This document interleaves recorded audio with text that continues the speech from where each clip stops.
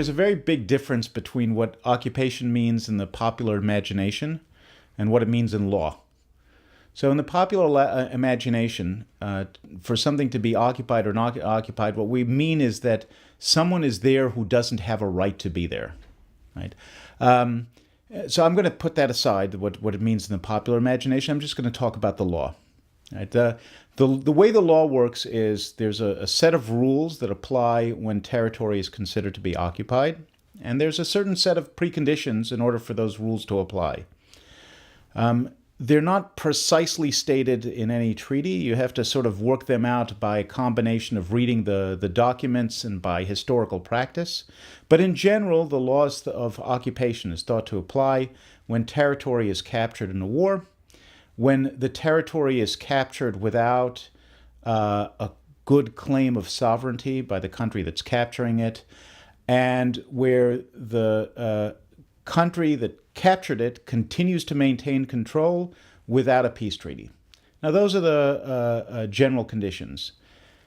Now, is the West Bank occupied territory under this general understanding? It's difficult to say that it is. Why? First of all, there is a peace treaty. There's actually several peace treaties, but the territory is held now by Israel since 1967 as a result of a war with Jordan, but the war with Jordan has ended. The war with Jordan ended in 1994 with a peace treaty, and it's generally understood that after a peace treaty, what remains is not something to which the laws of occupation apply.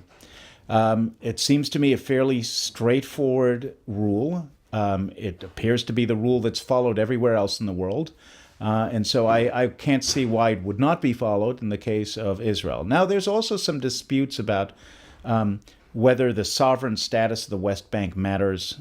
Jordan did not have sovereignty. Israel has a claim of sovereignty, one that, in my opinion, is not only better than Jordan's, but better than anyone else's in the world. But this is a matter of dispute. How much does that matter? Does it matter that there's a better or worse claim of sovereignty? But the central issue, I think, if there's no war, there's no belligerent occupation. One other thing to remember is that Israel, since 1967, in most of the West Bank, has applied voluntarily the rules of occupation. That is, it has limited itself. It has said that we abide by the rules of occupation. Now, in that sense, most of the West Bank has been occupied since 1967, and when you see Israeli court judgments dealing with the occupation, that's what they're dealing with. Israel's voluntarily accepted these obligations. In that sense, the West Bank has been and will continue to be occupied until Israel changes its mind or it reaches a deal with the Palestinians that changes that.